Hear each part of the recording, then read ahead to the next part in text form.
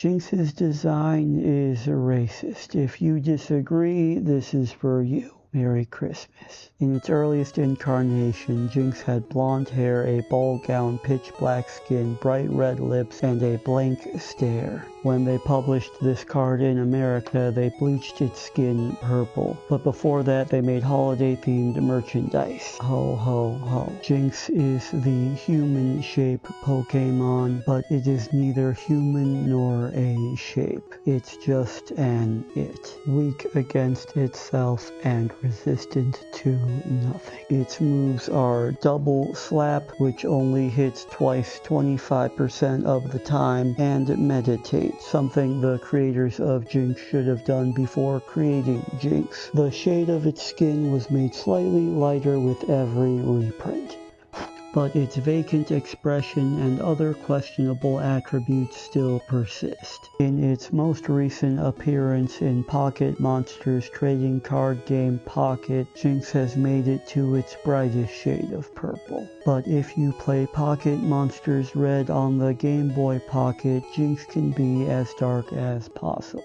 There are no wild Jynx in the original game. No Jynx are free. Jynx can only be obtained through trading with an elderly man for a Pokemon with a symbol synonymous with brainwashing. The only Jynx available to own is named Lola, a name that cannot be changed. In Pokemon Red, not even Jynx can be Jynx. Your name is Toby, and it's going to be yours till the day you die. The moves it is given with are Pound, Lovely Kiss, Lick, and Double Slap, in that order. The elderly man's elderly wife encourages his behavior. Traded in a foreign land and given a foreign name. What's your name?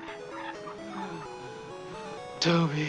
Jynx is Kanto's Kunta Kinte and a favorite among a group with the same initials. Jynx's skin was bleached in other cards as well. Sabrina owns a Jynx because white women can be racist too. Sabrina's Jynx's moves are Good Night and Good Morning, sending its victims in and out of consciousness with statements made to signify the time of day with no bearing on whether or not they're actually good. In another card, those movements are clarified to be made through kissing without consent. They forgot to fix Jynx's skin in this one, but instead of being wide-eyed in this card, her look is more seductive.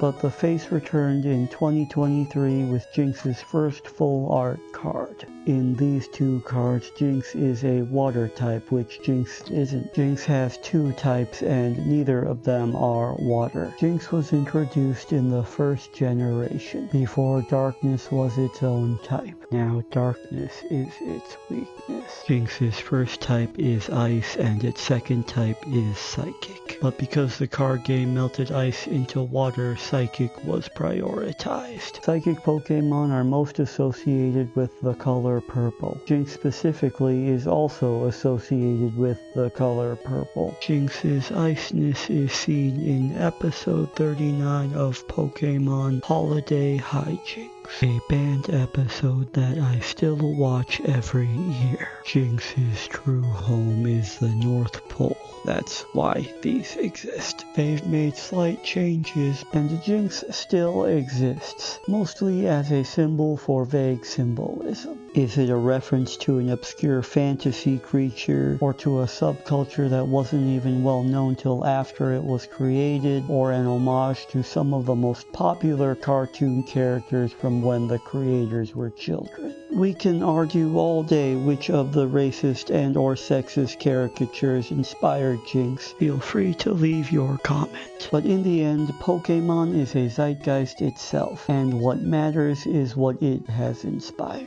Jynx will always exist. There are a lot of other Pokemon that I have a lot of other feelings about. Smoochum is a tar baby, but I don't have a lot of time left. Talking about Jynx's lips makes my lips hurt. Happy Kwanzaa.